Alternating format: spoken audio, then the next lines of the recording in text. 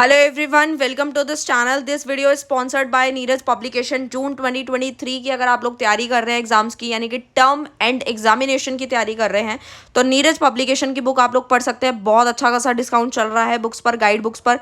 500 से ज़्यादा की बुक्स आप यहाँ पे परचेज करते हैं तो आपको 50% का डिस्काउंट मिलेगा। और साथ ही साथ अगर मैं आपको एक प्रोमो कोड देती हूँ, अगर आप वो भी यूज़ करते हो तो आपको एक्स्ट्रा डिस्काउंट मिलेगा। उसके लिए आपको एक कोड यूज़ करना पड़ेगा। कोड मैं बता देती हूँ, NEP 2023 यूज़ करें और आपको और भी एक्स्ट्रा डिस्काउंट मिल जाएगा। इससे आपको करना क्या है, नीरज पब्लिकेशन की ऑफिशियल वेबसाइट पे जाना और जाके ऑर्डर कर देना। कोई भी गाइड बुक आप परचेज करना चाहते हैं तो आप वहाँ जाके इजीली कर सकते हैं। तो डिस्क्रिप्शन में लिंक है, तो देरी किस बात की, जल्दी से जाओ और उसको परचेज करो। Hello everyone, welcome to this channel Nanik education point. Myself Heena Thakkar. और आज हम बात करने वाले हैं कॉर्पोरेट अकाउंटिंग के आगे टॉपिक के बारे में बात करेंगे। अपने चैप्टर को कंटिन्यू करेंगे क्योंकि जो हमारा चैप्टर चल रहा है वो अकाउंटिंग फॉर शेयर्स का चल रहा है। ठीक है, तो शेयर के बेसिक मैं आप लोगों को बता रही हूँ। और साथ ही साथ आज हम देखेंगे इक्विटी शेयर, इक्विटी शेयर्स।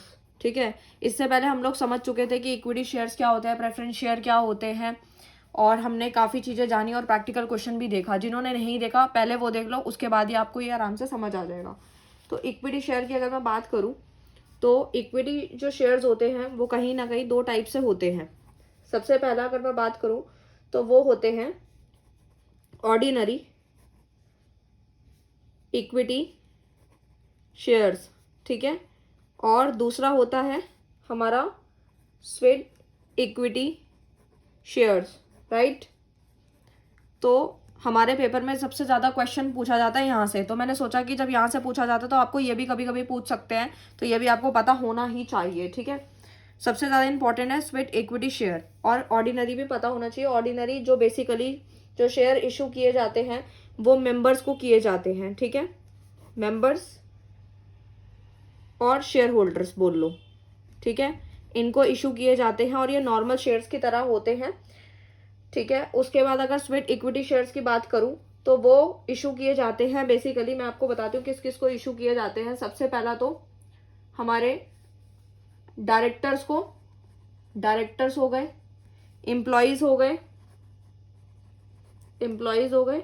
ठीक है, इस तरीके से इन स्वेट इक्विटी शेयर इन लोगों को इशू किए जाते हैं। राइट, तो अब इसके लिए हमें एक चीज़ यहाँ पे समझना है। जिस तरीके से क्वेश्चन आएगा मैं आप लोगों को बताती हूँ किस तरीके से क्वेश्चन आने वाला है।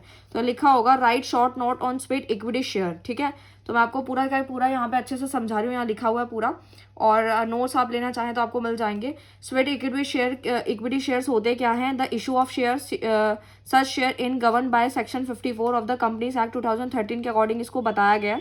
Are the share issued by a company to its employ. देखो लिखा है ना, एम्प्लॉयज को इशू किए जाते हैं या डायरेक्टर को किए जाते हैं, either at a special discount और for consideration other than cash for providing know how to company और certain rights such as intellectual property rights. इसका मतलब क्या है? तो आपको बस इतनी सी बात याद रखनी है कि स्वेट इक्विटी शेयर जो होते हैं बेसिकली जो एम्प्लॉयज और डायरेक्टर को तो इशू किए जाते हैं, साथ साथ ऑफिसर्स वगैरह को भी इशू किए जाते हैं, वो भी एक स्पेशल डिस्काउंट के साथ। किसके साथ? स्पेशल डिस्काउंट के साथ, या फिर कंसिडरेशन, कंसिडरेशन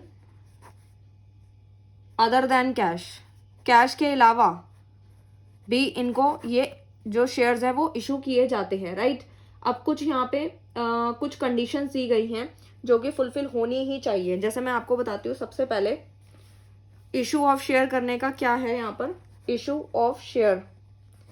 ठीक है, उसके लिए अगर मैं बात करूँ यहाँ पे दो आ जाते हैं। एक आता है for consideration, consideration of cash, cash के बिहाफ पे करेंगे तो स्पेशल डिस्काउंट यहाँ आ जाएगा, डिस्काउंट आ जाएगा यहाँ पर। और अगर सेकंड की बात करूँ तो वो आ जाएगा यहाँ पर consideration, consideration other than cash. ठीक है, यानी कि जो हमारे शेयर इशू होंगे या तो कैश के बिहाफ पे होंगे तो इन एम्प्लॉयज को, इन डायरेक्टर को ये शेयर जो इशू होंगे वो डिस्काउंट पे होंगे, और अगर कैश पे नहीं हो रहे हैं तो कुछ यहाँ पर आप लोगों को कुछ कंडीशंस है जो कि पता होनी चाहिए। जैसे कि मैं बताती हूँ, आईपीआर जैसे मैंने आपको अभी बताया था इंटेलेक्चुअल प्रॉपर्टी राइट होता है। अब ये क्या होता है, जैसे मान लीजिए कि किसी भी एम्प्लॉय ने किसी भी कंपनी की एसेट बनाने में बहुत ज़्यादा हेल्प की है या और भी किसी तरीके से मदद करी है जिससे उनकी प्रॉपर्टी को बहुत ज़्यादा फायदा हुआ है, तो वो क्या करते हैं, यहाँ पे उन एम्प्लॉयज़ को शेयर इशू कर दिए जाते हैं। ठीक है, अब बात यह आती है यहाँ पर कि कुछ कंडीशंस होती हैं कि इशू कब होंगे स्वेट इक्विटी शेयर्स, ठीक है। उसके लिए मैं आपको बताती हूँ क्या क्या होना चाहिए, वो मैं आपको सारा क्लियर करती हूँ। सबसे पहला यहाँ पर कुछ कंडीशंस दी गई हैं जो कि आपको पता होनी ही चाहिए। तो कंडीशन बहुत इंपॉर्टेंट है। सबसे पहले यहाँ लिखी हुई है condition for the issue of sweat equity share. सबसे पहला, sweat equity share must be of a class already issue by the company, ठीक है।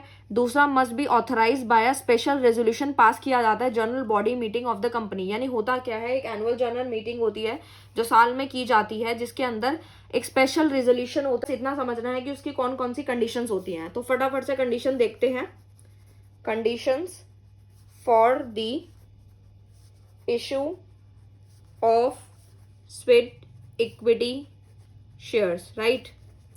तो अब क्या क्या होता है वो हम देखते हैं। तो सबसे पहले यहाँ पे मैंने आप लोगों को अभी जब पढ़ा रही थी बुक से, तो उसमें लिखा भी था कि स्पेशल रेजोल्यूशन जो है एक पास किया जाता है, जिसको हम एसआर बोलते हैं, स्पेशल रेजोल्यूशन, कि किन लोगों को जो है स्वेट इक्विटी शेयर जो है इशू करने हैं, मतलब उसके कुछ कंडीशन फुलफिल होंगी तो ही ये स्वेट इक्विटी शेयर इशू हो पाएंगे। तो उसके लिए हमें एक स्पेशल रेजोल्यूशन होता है जो कि पास करना पड़ता है at the journal body meeting of the company. Company के अंदर जनरल मीटिंग होती है, उसके अंदर पास होता है, तभी ये स्वेट इक्विटी शेयर जो है इशू किए जाते हैं, ठीक है। अब बात ये आती है, अगर मैं लिखूं यहाँ पे general meeting, journal meeting, right, तो यहां मैंने लिख दिया जनरल मीटिंग। तो जनरल मीटिंग के लिए सबसे पहले दो चीजें होती हैं, एक होता है एसआर, एक होता है ओआर। एसआर का मतलब है स्पेशल रेजोल्यूशन, ठीक है, और उसके बाद आता है ऑर्डिनरी, ऑर्डिनरी रेजोल्यूशन, ठीक है। अब बात ये आती है कि एसआर क्या होता है और ओआर क्या होता है। तो आपको बस इतना याद रखना है, जो स्पेशल रेजोल्यूशन होता है उसके लिए कम से कम जो हमारी वोटिंग होती है कहीं ना कहीं 75% फेवर में होनी चाहिए, तो ही ये इशू होते हैं। और ऑर्डिनरी में क्या होता है, 51% तो होना ही चाहिए फेवर में, और उससे ज़्यादा भी हो सकते हैं, उससे ज़्यादा होंगे तो ही 51%, तो ही ऑर्डिनरी रेजोल्यूशन होता है। क्लियर है आपको यहाँ तक सारी की सारी चीज़ें। देखो मैं यहाँ से भी आप लोगों को पढ़ा रही थी, उसका शॉर्टकट आप लोगों को लिख लिख कर बता रही हूँ मैं कि क्या क्या कंडीशंस थी। तो मैंने यहाँ तक आपको बता दिया है। रेजोल्यूशन में अब क्या क्या चीज़ें होती हैं, नंबर ऑफ शेयर्स भी बताने होते हैं, करंट मार्केट प्राइस क्या चल रहा है उन शेयर्स का, consideration for which these share are being use, ठीक है। उसके बाद आता है डायरेक्टर और employees to whom if any such share are being issued, ठीक है। तो ये कुछ रेजोल्यूशन के कुछ स्टेट्स बताए गए हैं कि शेयर्स का नंबर क्या है, करंट मार्केट प्राइस क्या चल रहा है, ठीक है। ये सारी चीज़ें आप लोगों को पता होनी ही चाहिए, ठीक है। और कहीं ना कहीं ये सारी चीज़ों के बाद भी एक पॉइंट आ जाता है, यहाँ पर लिखा भी है, देख सकते हैं आप यहाँ पे, such share can be issued by the company only after the expiry of at least 1 year from the date of commencement of business. यानी 1 साल से ज़्यादा होगा तो ही ये इशू कर पाएंगे, अदरवाइज नहीं, ठीक है। ये चीज़ें फुलफिल उनको करनी ही पड़ेंगी, राइट।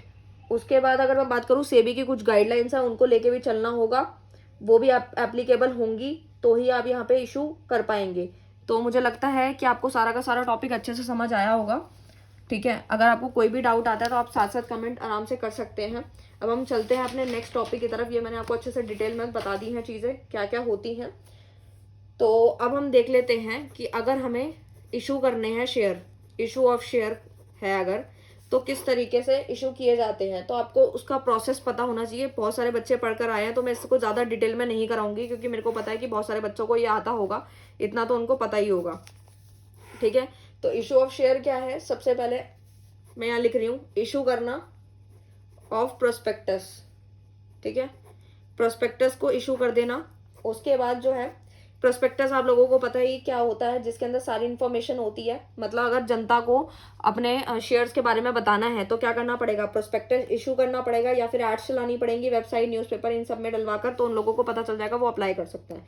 सेकेंड है, अगर इन लोगों ने अप्लाई करना चाहते हैं, इनको अच्छा लगा, उन्होंने सारी चीज़ें, जितनी भी हमारी पब्लिक है, उन्होंने जान लिया कि हाँ इस कंपनी के शेयर्स हैं, हमें अच्छा लग रहा है, या फिर उनको वो सारी डिटेल चेक कर पा रहे हैं और उनको ठीक लग रहा है, तो वो शेयर परचेज करेंगे। तो कहीं ना कहीं एप्लीकेशन का जो पैसा होगा वो कंपनी को रिसीव हो जाएगा। जब मैं लिख रही हूँ यहाँ पर, एप्लीकेशन मनी जो है वो यहाँ पर रिसीव होनी स्टार्ट हो जाएगी, ठीक है। उसके बाद यहाँ पे कुछ चीज़ आप लोगों को ध्यान देनी होती है। जब एप्लीकेशन रिसीव होती है तो कहीं ना कहीं जब कंपनी को 90% जो है एप्लीकेशन आनी चाहिए, तो ही तो ही वो अपने शेयर इशू कर सकती है, अदरवाइज वो नहीं करेगी। ठीक है ना, ये चीज़ आपने ऑलरेडी पहले 12th में पढ़ रखी है, इसलिए मैं डिटेल में नहीं करा रही हूँ। ठीक है, इफ़ अगर 90% से कम एप्लीकेशंस आती हैं तो एप्लीकेशन का जितने लोगों का भी पैसा आया होगा सारा का सारा रिफंड कर दिया जाएगा। ठीक है, ये आप लोगों को पता है, सेबी की गाइडलाइन से ही आपने पढ़ रखी है बिजनेस स्टडीज के अंदर भी। ठीक है, उसके बाद अगर मैं बात करूँ, अगर स्टेप आगे चलता है तो एप्लीकेशन के बाद क्या आता है आपको पता ही है। अगर यहाँ पे आगे चल जाता है 90% कंप्लीट हो जाता है तो हम अलॉटमेंट की तरफ बढ़ जाएंगे। अलॉटमेंट का पैसा आएगा तो फिर आपका कौन सा आता है अगला, कॉल्स के पैसे आने स्टार्ट हो, first call second call, depend करता है कितनी कॉल है। कभी कभी फर्स्ट भी लास्ट हो जाती है, कभी सेकंड लास्ट होती है, कभी थर्ड लास्ट भी हो सकती है। तो ये अलग अलग कॉल्स पे पैसा मिल जाता है। और एंड में क्या होता है, लास्ट स्टेप क्या है, इशू कर देना, इशू ऑफ शेयर सर्टिफिकेट।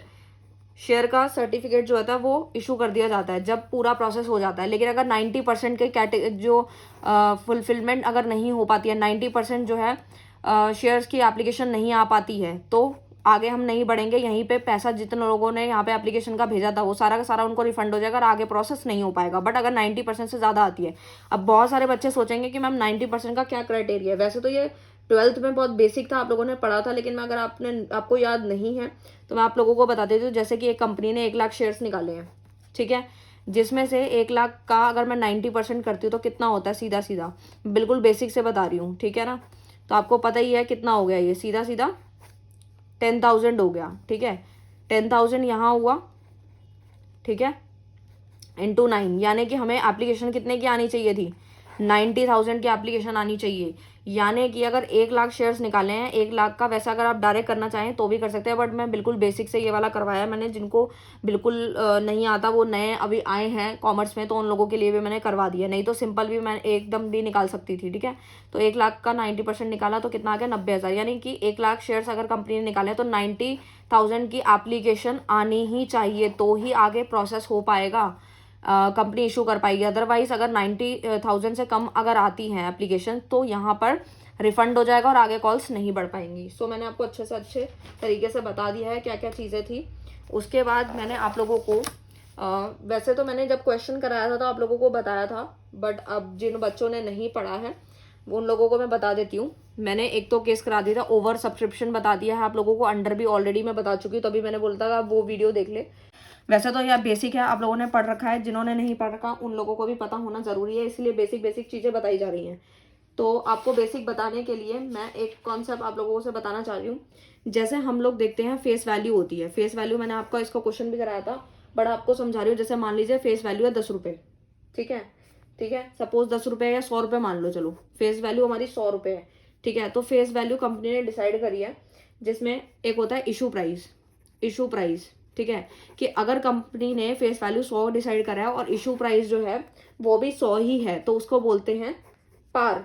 ठीक है, या डिस्काउंट का केस क्या होता है, डिस्काउंट मैंने आप लोगों को बता दिया है। वैसे बहुत सारी जगह पे डिस्काउंट बंद हो चुका है क्योंकि इससे काफ़ी कंपनी डूब गई थी, लेकिन कुछ जो अभी मैंने आपको इक्विटी शेयर्स बताया था उसमें डिस्काउंट में इशू किया जाता है, जो आपने अभी मैंने आपको पढ़ाया था। ठीक है, यानी कुछ एक्सेप्शंस हैं, यानी स्वेट इक्विटी शेयर जो होते हैं बस वही इशू किए जाते हैं एम्प्लॉयज और डायरेक्टर के लिए डिस्काउंट पे, अदरवाइज बहुत कम चांस होता है, इससे कंपनी को बहुत ज़्यादा लॉस हो जाता है, इसलिए नॉर्मल मेंबर्स के लिए, शेयर होल्डर्स के लिए नहीं होता।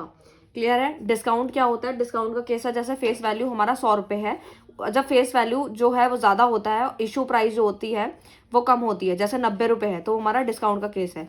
तीसरा हमारा बनता है प्रीमियम का केस। प्रीमियम क्या होता है, फेस वैल्यू अगर हमारी 100 है तो हमारा इशू प्राइस जो होगा वो ज़्यादा होगा, मतलब 120 या उससे ज़्यादा भी हो सकता है। और ये एक्स्ट्रा इसलिए होता है क्योंकि ये हमारा कंपनी का प्रॉफिट होता है और कंपनी की गुडविल जब अच्छी होती है तो वो प्रीमियम पे इशू करते हैं, बहुत सारे शेयर होल्डर्स इसके इन कंपनी के शेयर्स परचेज भी करते हैं। सो ये आपको क्लियर होता होगा। स्टूडेंट्स, हम लोगों ने काफ़ी चीज़ें समझ ली हैं, अब हमें प्रैक्टिकल क्वेश्चन करना है इसका, वो नेक्स्ट वीडियो में करेंगे। और आज के लिए इतना ही, मिलते हैं नेक्स्ट वीडियो में नेक्स्ट टॉपिक के साथ। Thank you so much.